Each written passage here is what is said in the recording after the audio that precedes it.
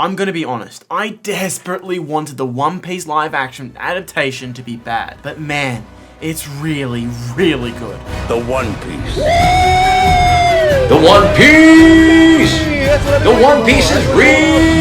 I began my anime journey last year with Attack on Titan, and since then, I've been diving deeper and deeper into anime, and it's been going great. I have now seen many shows and covered quite a few here on the channel, and I'm starting to get more and more knowledgeable and know quite a few in-jokes. Like, yes, look, very cute dog and girl, oh, look at them together, it's so nice. Nothing happens to them, right? What the hell? And one thing I always love to do is to toy and make fun of the big three: Naruto, Bleach, and of course, One Piece. Before we jump into today's video, please make sure to subscribe to the channel. We're coming up close to 6,000 subs, so any support really means a lot. These three anime have dominated the space since the early 2000s. When you have a Mount Rushmore of anime protagonists, Ichigo, Naruto, and Luffy have dibs their spot to be on that mountain, with the fourth being obviously Eren Yeager. Anyway, studios and networks for years have been trying to do these live action adaptations of anime, and most, if not all, fail and suck. You got Full Metal Alchemist's attempt, Death Note, Cowboy Bebop, Dragon Ball, Attack on Titan. There's just so many failures. Now yes, to the keen people in the community, there've been one or two that have been good or decent. Rurouni Kenshin fans, I get it. But when a show goes #1 in 84 countries, beating out records set by Wednesday and Stranger Things, this is just a different category. Okay, now to explain the title of the video. I have not seen the anime, or read the manga for that matter. One Piece is the butt of a lot of jokes. It's 1,100 episodes long, a third of it's filler. Luffy, from an outsider's point of view, is just so annoying.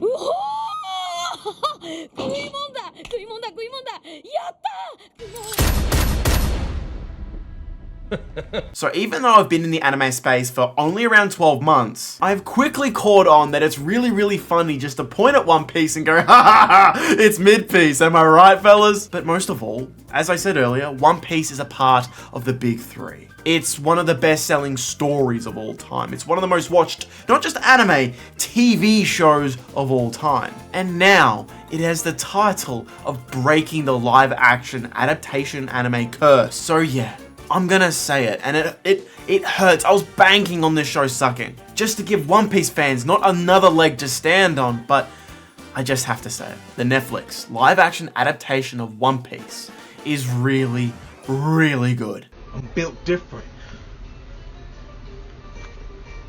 So here's the stuff I liked from the point of view of someone who has not watched any of the anime and knows nothing of the original story. For starters, the entire crew is nothing but a joy. This is probably the most important thing to get right, but it's also the hardest, because you need to capture these characters in a way that the fans of the anime can watch this show and go, oh, yeah, that's Luffy, I love him. But it's also so very vital that you get new audience members to also fall in love with these characters. So in turn, it then brings these people into the anime and the manga, and they can enjoy all the mediums and forms. It is no small feat, but the live action show just makes it all just work. There are tons of characters in the show, just so many. You've got your main cast in Luffy, Nami, Sanji, Zoro, Usopp, just so many characters. But then there's the extended cast, and that list grows too. Sadly, out of that main cast, Usopp does get the least to go off of. At this point, his dream compared to all his friends comes across as the most simplistic, and it's just a bit tired. It's just not very interesting to me. Luffy though just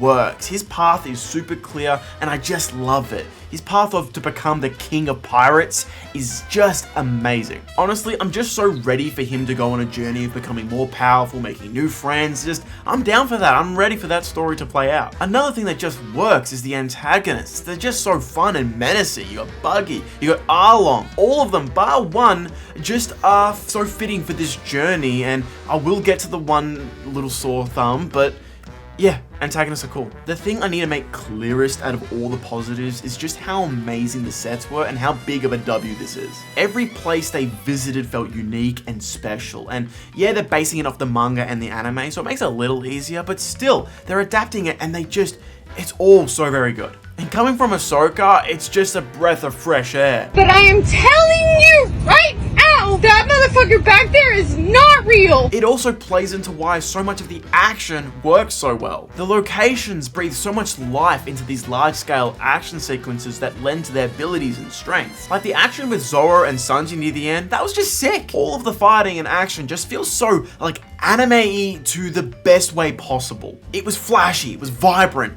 but it wasn't silly. Okay, though I did really enjoy the show, there's still things that I didn't quite like. Like, holy crap, why was this type of lens used so much? It just makes the image so distorted, and so often I was just taken out because it was just looking really, really jarring. I know anime has a lot of absurd close-ups, or they have a lot of things in frame that you want to fit, and there's things you want to reference, but there's a way to do it, and how they did it for season 1 of One Piece, it's just not the way. It's used so much, unfortunately, to the point where much of the show is tainted for me by this one bizarre style choice. And to add on top of this, for a show that is based on a very colorful and, you know, all these sets and locations look so amazing, the color grade is so bleak. It just doesn't do the show any favors. And I'm still waiting for a live action pirate show to rival Pirates of the Caribbean at World's End in substance and flair. Okay, now we gotta talk about the biggest problem I had with the show, which is the part that dragged the most by far. And it's the weird butler murderer arc. I have seen this style of arc so many times before. Newcomers come to town, they see a rich person, they talk for a little bit, oh, this is my close friend, they are so loyal to me, and then that rich person's friend now wants to kill them, and now they're on to the people that have come to town, and oh, it's a whole thing that ensues, and it's just so boring. Like, the entire time I was just waiting for the main crew to figure out that the butler did it the entire time, and like, even shows like JoJo have done this before, and it's always done better. But it is funny to think even the showrunner Matt Owens wasn't a massive fan of this arc in the manga and anime. And I know he tried his best to try and add stuff to this arc, but it still just doesn't work. So I've spoken about my thoughts as someone who really doesn't like the anime. Haven't watched an episode, probably won't. But I've seen the talk online, and unfortunately I'm friends with a lot of One Piece fans because they announce themselves all the time. So I just want to have this little section to touch on some of the things that One Piece fans specifically have been talking about, then share my 2 cents on it. From what I've seen, most have agreed, yeah, the sets and the overall just style of the show was absolutely nailed. The script was bang on, and it's faithful, and the cast was just so perfectly casted. Yet this is why I preface this entire section as One Piece fans, because I happen to agree, because Zoro was one odd thing about the show, because he was so serious. Why so serious? It was almost to a point of being one note. And I know apparently there's a time jump coming soon, and he gets more serious after that, but him being so serious now means when they have to have serious scenes later, you can't really juxtapose the different types of mood he's in, because he's always just this monotone warrior who talks like this. And it's kind of hard to tell when something needs to be that extra elevated when the plot needs it to be. I wanted this section to bring up that so you guys can talk about it in the comment section down below, but also this. I have a friend named Joe. He is a die-hard One Piece fan. Rewatches the show constantly. I'll offer, hey, watch this show, watch Attack on Titan, watch Vinland Saga, and he'll go, no, I'm watching One Piece again. And I bring this up because he absolutely hated the live action One Piece. He goes on to say, how could they do it? They condensed 108 chapters to 8 episodes. And he rattles on and on and on. Seeing as I, a non-One Piece fan, really liked the live action show, I laughed and mocked him, because gaslighting Joe is very, very funny to me, and I do it a lot. But to other One Piece fans, what did you think of the initial arcs adapted for the live action show? Let me know down below, and please tell me if Joe is onto something here, or I was right to mock him. Lastly, I want to talk about what is probably the most important topic for this video, and that's the effects of this live action adaptation of One Piece will have on future works coming down the line. If there's no greater sign than being #1 in 84 countries, then you've got me. I am not a One Piece fan, yet I decided to pick up the show. With my attitude towards the anime, I was still able to enjoy it a lot. Matt Owens is everything I love about a filmmaker. While pitching his show, this is what he said. The thing that got me this job was when I first met with Tomorrow Studios, when they had the rights, I said to them in my first meeting, I don't know if this can be done, but I also know that if it's going to get fucked up, I have to be the one to try and fuck it up, because you're not going to beat anybody in this industry that knows or loves One Piece more than me. Respect. That was the pitch that I made. This quote alone just gives me a mountain level of respect for him. But it also sends a message to the industry. There are so many aspects to One Piece that only a fan would know. And then there are things that only a One Piece fan would know, that the correct way to adapt the One Piece world properly and correctly is to go to the source of the man who drew and wrote the story himself, Eiichiro Oda. His involvement in the adaptation from Netflix was the single best decision they made, period. And going forward for all future adaptations, the bar's been set. I'm sorry, One Piece fans could tell Oda's hands were on this project. There is no way you're going to adapt a new manga or new anime on for live action, and I just can't see you not having the author and mangaka on board. I can't see it. Are there problems in this show as mentioned above? Yeah, sure.